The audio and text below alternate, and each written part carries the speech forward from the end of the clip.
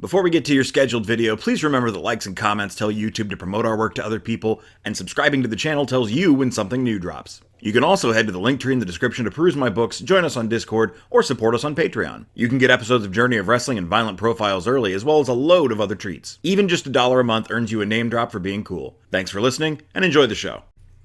Greetings and salutations, fellow maneuvers. It is I, Eric J. Chucky, joined as always by the boy. Hey.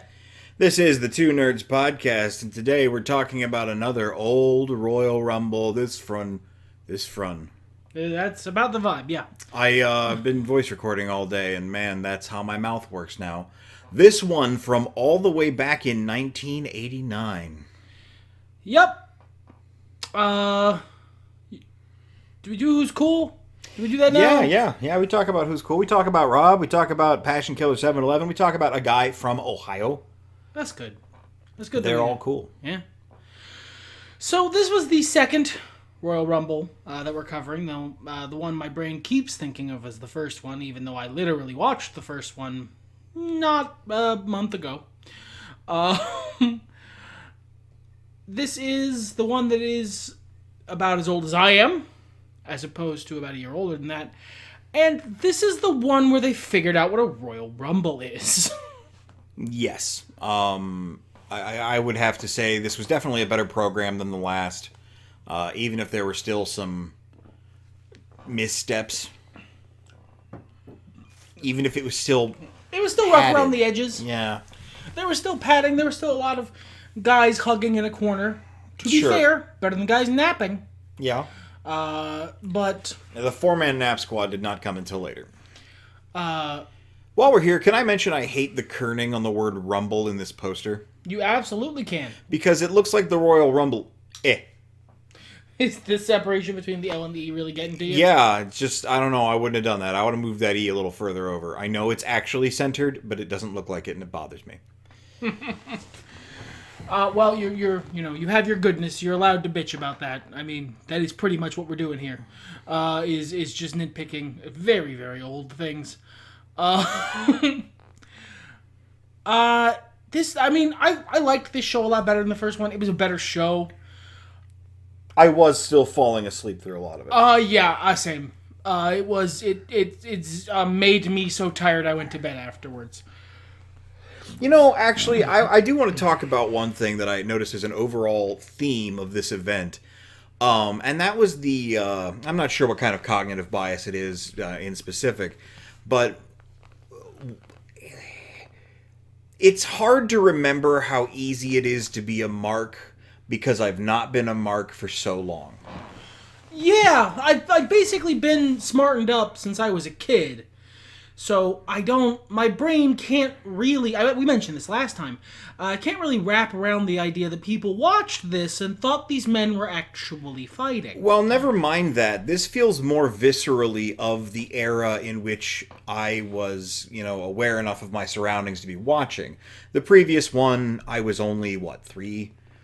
This, I'm more like 4. Well, I would have been 3 here. I would have been 2 at the previous one. I think. Don't judge my math. You guys know I have no idea what numbers are.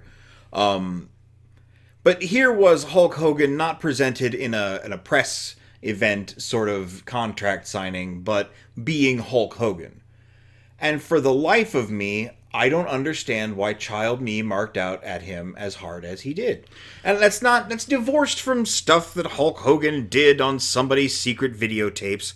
Entirely removed from that, the man's a heel and is shilling false goods. All he does is say, eat your prayers and drink your vitamins, and then little kid me was like, he's the best! I want him to win! Okay, would you like me to answer that question? Because I can. Sure. So, it has to do with several things. All right. One, it has to do with how the WWE markets their product. Hulk Hogan was, in a large way, a revolution. Sure. He was this incredibly marketable star. So in all your advertising, you could market him as the hero, the conquering good guy. He is buoyed up by the good guy announcer, whoever that happens to be, Sure. is always on his side, always talking about why he's right and just and good. And the shitty bastard announcer who talks good about all the other guys you hate, hates that guy. So you want to like that guy because that asshole saying bad things about him. Well, the weird thing, though, is that I don't believe I was watching a lot of week-to-week wrestling at this age. And, I mean, to be blunt, the dude has charisma and a real good look. And maybe that was it. It's just so... Like, my point more so was less, I don't know how that happened, you know... But it was more that it's baffling to me how different it is seeing it through my eyes now when I was so easily hoodwinked back then. Most nostalgia I go back to, even if I don't still love it, you know, or even if I see its flaws. You still understand why you loved it. Yes, whereas with the Hulkster, like, so much of it just feels like nostalgia and not, I could buy into this again. You know? It's just strange. And he's emblematic, you know? He's not the only person that has this effect in this wrestling event. He's just fucking Hulk Hogan, yeah, so he's the go-to example. Yeah. It was just very astounding. And you mentioned announcers, and we did have Jesse Ventura working heel again, but this time we were delightfully blessed with the presence of Gorilla Monsoon. Just way better. Just way better than Vince. Just better on every possible angle. He's better at selling faces. He's better at putting over heels. He knows what wrestling moves are. He doesn't sound like he's trying to do some weird Howard Cosell impression. He's just better. He also rolls with Jesse better. Yeah, he's not fighting. He's yes-anding the bits. He's not fighting the bits. Unless Jesse was being a dick and putting him in a corner, and he was like, well, I choose to see a different version of reality. And man, you can hear so much of what influenced JR in the way Gorilla calls a match. I mean, yeah, it's not hard to tell that there was inspiration there because sometimes they talk with the same cadence. Yes, even. Yeah. These are the sort of things that are really funny looking back on because, you know, I didn't look it up, but this, I believe, was before Gorilla Position was Gorilla Position, being as the guy's still alive. I mean, maybe he was arrogant enough to name it after himself. This is Gorilla, where you come to meet Gorilla. I'm Gorilla. But that doesn't seem like doesn't seem right. It doesn't seem like him. Part of me wonders what they called it. Yeah, but like that's just another wild thing. You know, we had a lot of the ropes as well. They were still ropes. Yeah, that's you wouldn't think it would be so easy to tell, but it is. Oh yeah. Yeah, they just were much more loose and flexible and...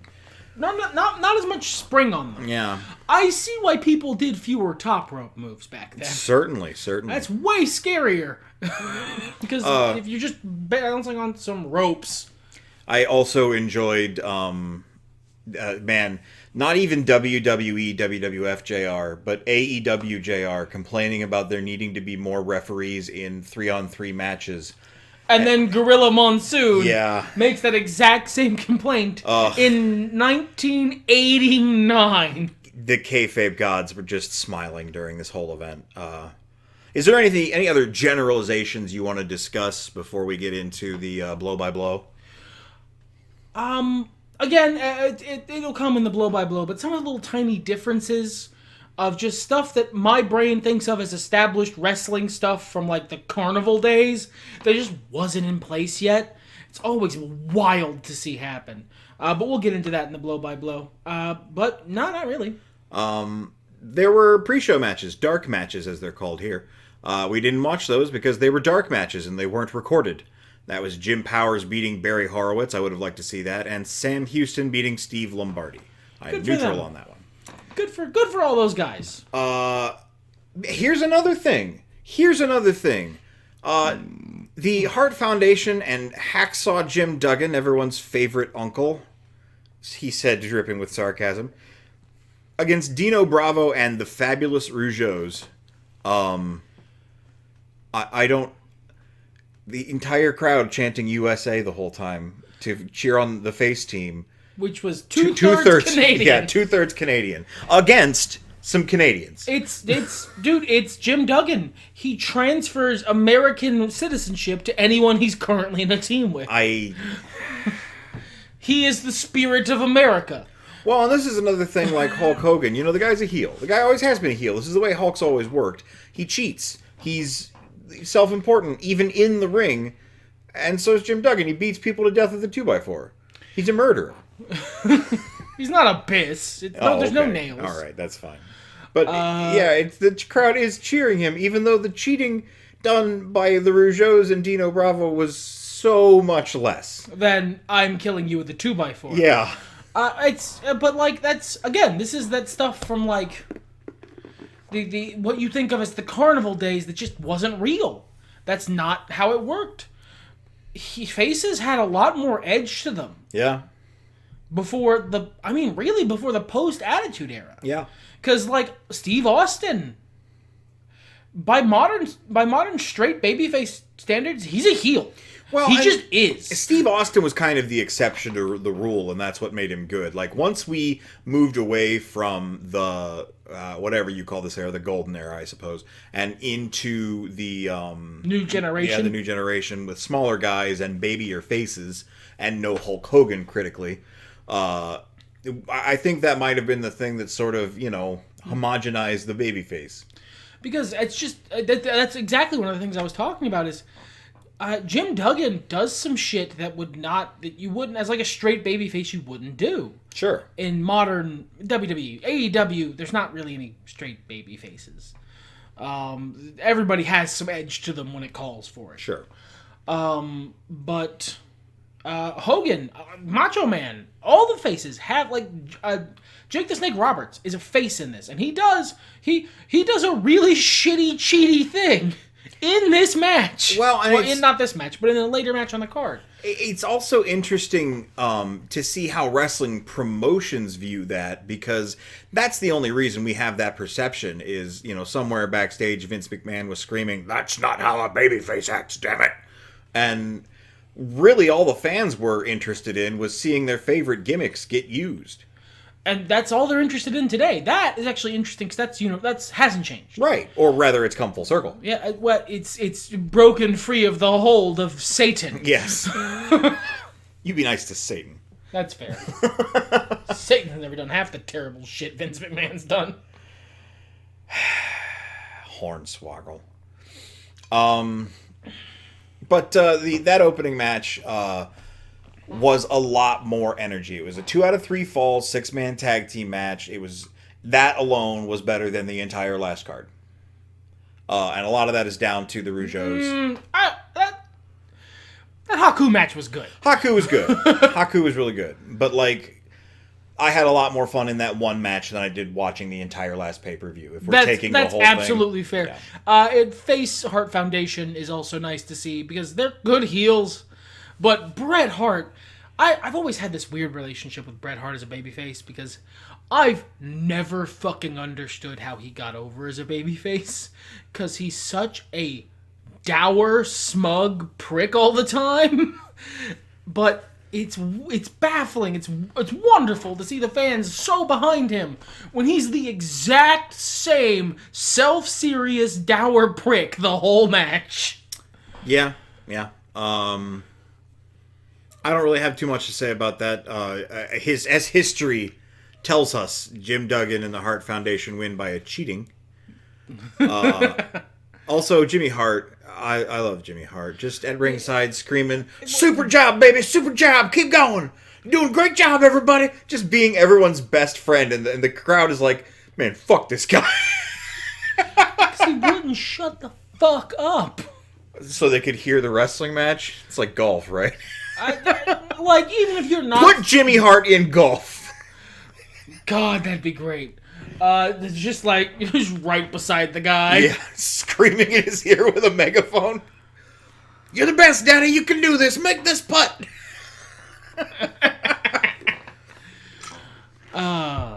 But the match was super fun. And from there we go somewhere less fun. If I may be critical, I don't feel as though Judy Martin was even half as good as she was during the last event.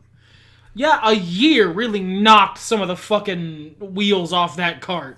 And not having her tag team partner with her also was not very helpful. Who was it on commentary? I mean, it was still Sherry, right? Yeah, Sherry. Sherry. Sensational Sherry. Yeah. Wow, she was bad.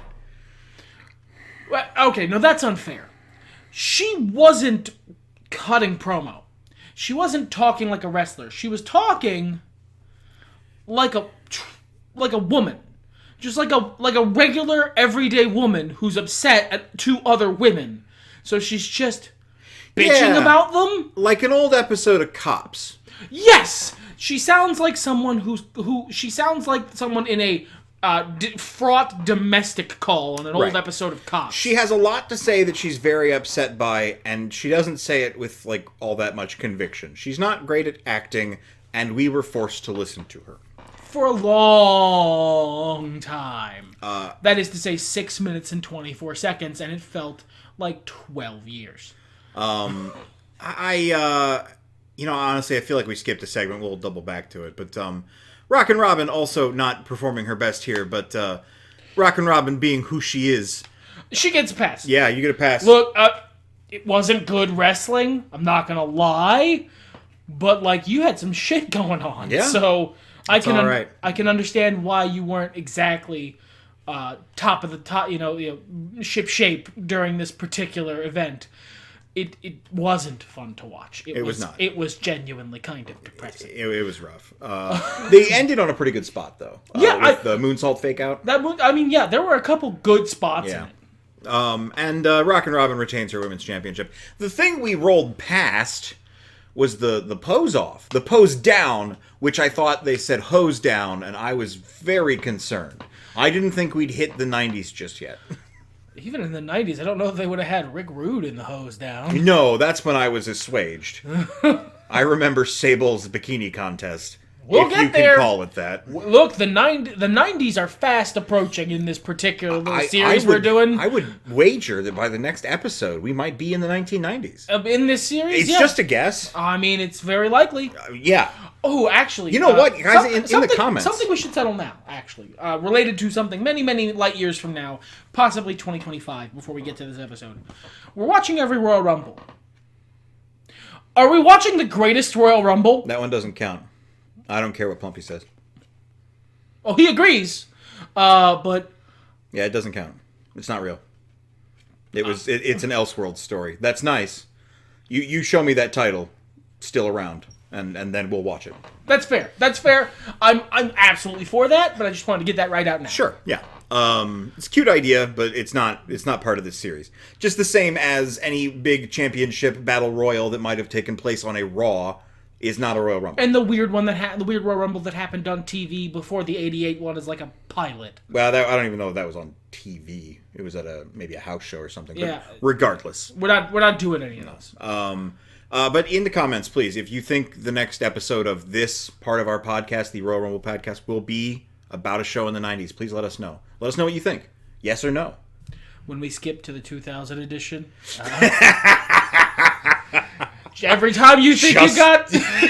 I'm glad we were both going for the Roddy Piper line.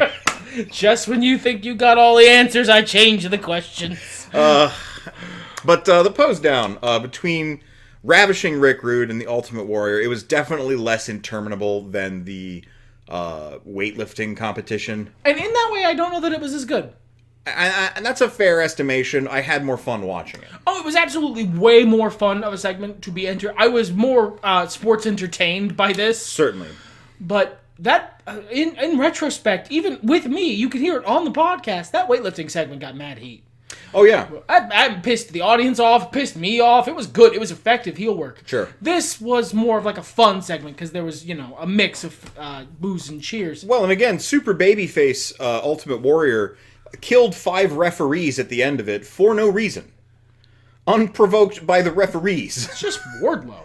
I mean, yeah, sure. Yeah. Well, those were like MJF's security, I'm pretty sure. They had been antagonizing him and walking him to the ring. Yes. These referees just kind of came out to, help out Warrior, and in his Warrior rage, he thought they were Jawas and he had to take their intestines.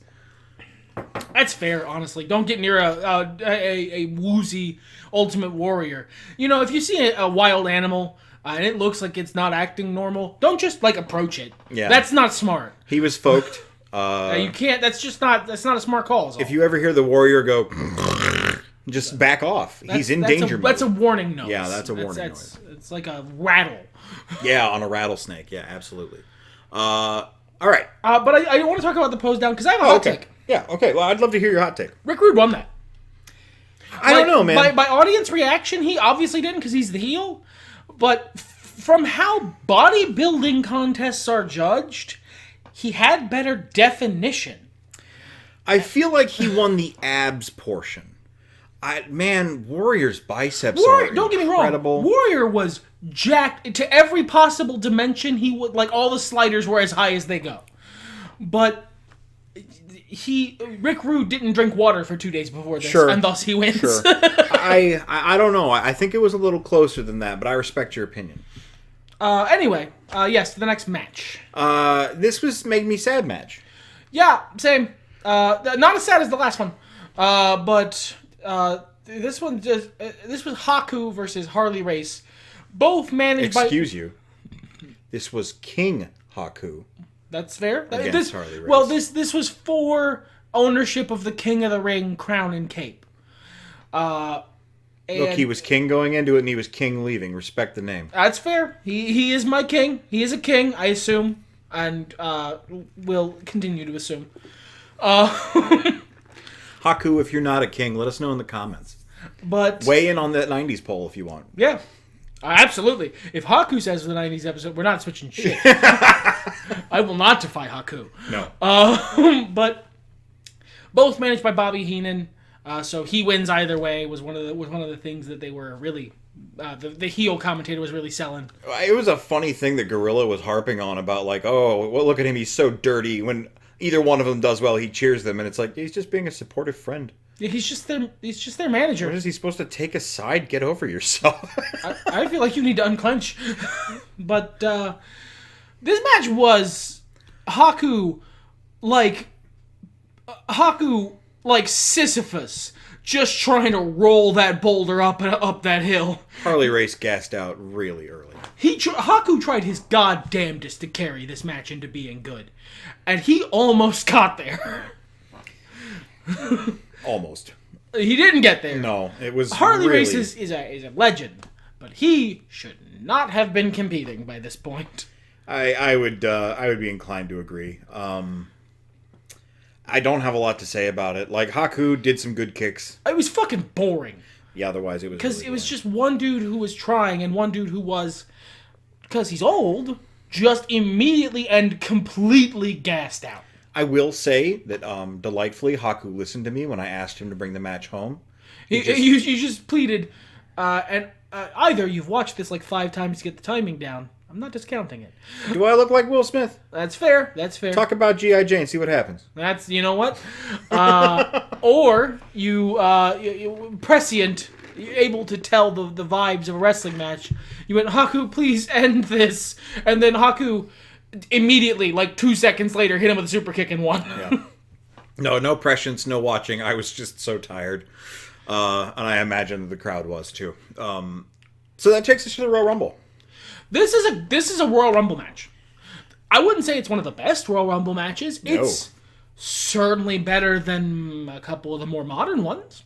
But this was a Royal Rumble. Like I mentioned several times in the last podcast that they didn't know what the fuck the match was.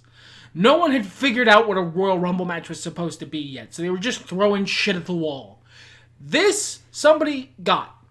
At some point between 88 and 89, somebody figured out what a Royal Rumble match is supposed to be, because this shit had like almost all the Royal Rumble match spots.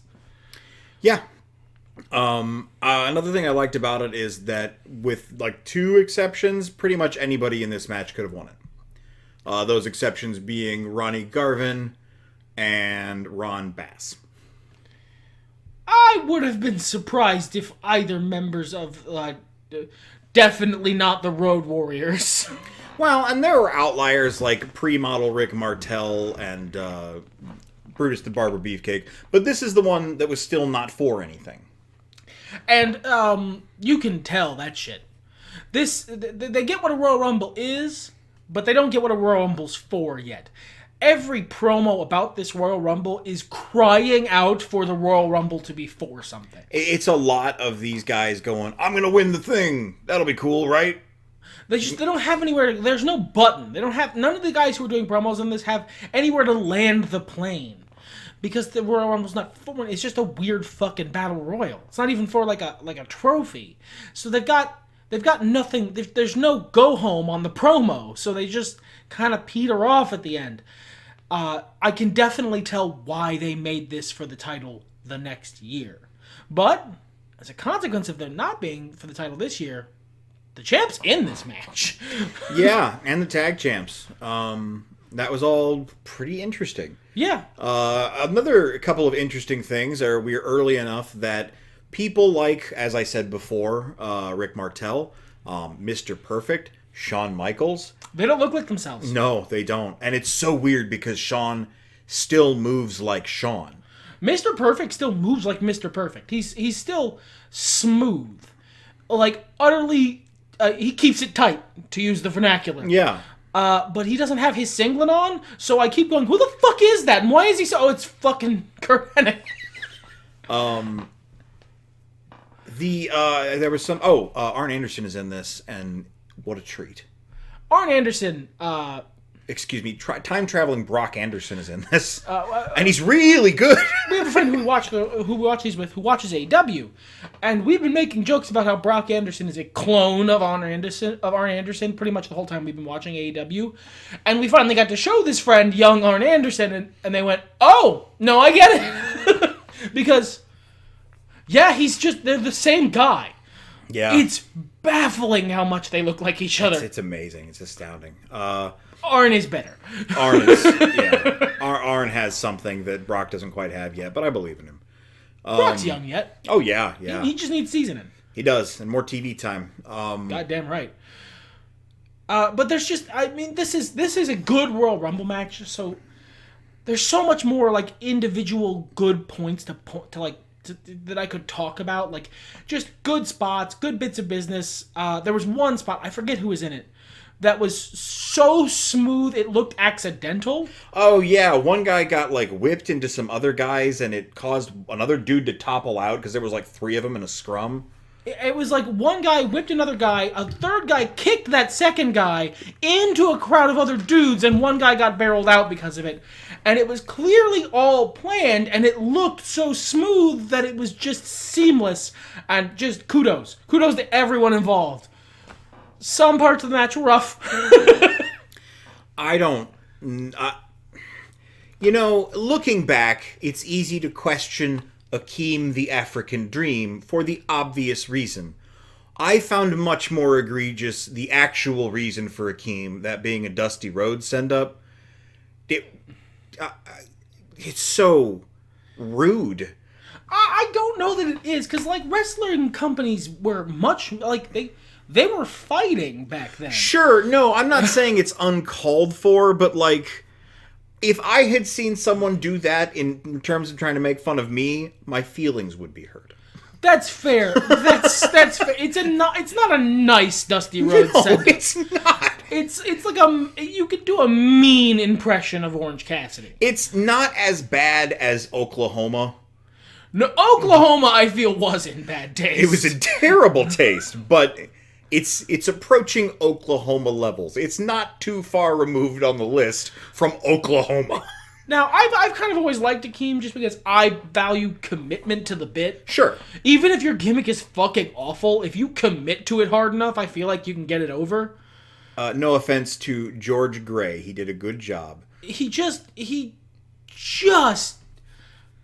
really, really committed to it, and you gotta give props. You gotta, even if he was handed a giant bowl of chicken shit, and he managed to get it at least halfway to salad by sheer just balls. Now, to be fair, it was a really mean thing to do, and yes, the obvious, not terribly sensitive. Just even setting that aside, like taking that out of the equation. It was a mean impression of Dusty Rhodes aside from that. Yeah. And we like Dusty Rhodes. Well, and even worse was he was in the match for a really long time, and then when Big John Studd showed up, the two of them just hugged for the remainder of the encounter. Yeah, okay, so it's kind of time to talk about the winner of the Royal Rumble. Big John Studd wins this match. And he definitely wouldn't if it was for anything. No. But it wasn't, so he did. He comes in, declares that he is the new owner of Hakeem the African Dream, and none will touch his waifu. He literally, at like 3 separate points, attacks other people trying to help him because they attacked Hakeem, and only he shall fight his nemesis, Hakeem the African Dream, I guess. It reminded me of like a bad take parody of Kevin Nash before that ever happened. And then like he doesn't do anything. He mostly just hugs Hakeem. It's just, I don't know, fighting with his feelings about his friends to lovers, 200,000 word coffee shop AU. And then like when Hakeem eventually gets eliminated, there's not even like a moment about it. He spent all of that time being the only one allowed to defeat you, and then Hakeem gets tossed off really offhandedly. It just was a very big anticlimax to a weird little sub-story that these two people decided to tell right before one of them wins the whole fucking match. It really took me out of the end of the match. Yeah, thankfully we had Ted DiBiase doing his bit in the lead up to this match, trading numbers with Slick, well, trading money for a number. Yeah. I liked that whole bit. They did. Me too. They did interstitials throughout the show with people pulling out numbers for the Rumble, which they move pretty quickly, I believe, in later years to doing those in the shows leading up to the Rumble. But I kind of liked them doing them live. Well, it's a predecessor to the promo package recaps we have now. You know what I mean? Yeah, it was fun. And fucking Ted DiBiase is a treasure to wrestling. He's so goddamn good as a pro wrestler and as a promo. He should have won.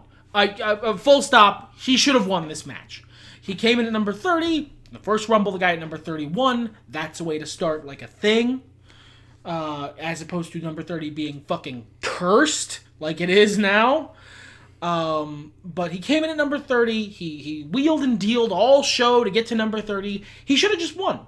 He should have just schemed his way into winning the Rumble and used that as a thing. Like I told everybody has a price. I used my resources and now I'm the winner of the Royal Rumble. Nobody else can say that. Only Ted DiBiase can say that. You know why? I'm rich. That's why. And also, Jim Duggan can't talk.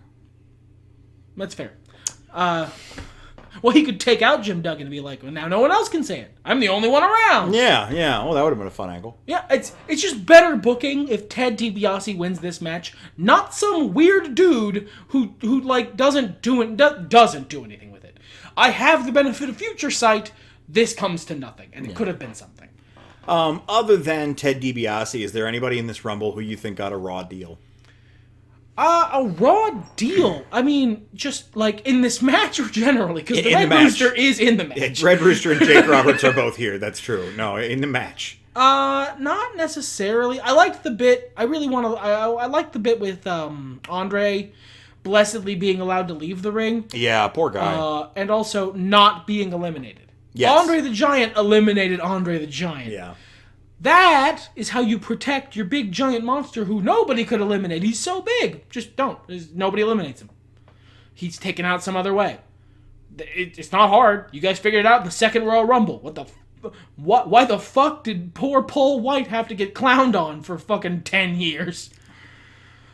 It was a good bit, I guess. I don't know. But I don't know that anyone else got a Raw deal. I think Coco Beware, I guess. That's kind of who I was looking at. Because he was only in there for like a minute, but I mean, you've only got so much space in the match. Sure. Somebody's got to be that guy. I mean, Warlord was in there for 2 seconds, but that was a record. So that's a bit. Yeah, that's a bit. That's a spot. That's a memorable moment. As I'm seeing his name here, I do want to give a shout out to Big Boss Man for losing weight in the next few years.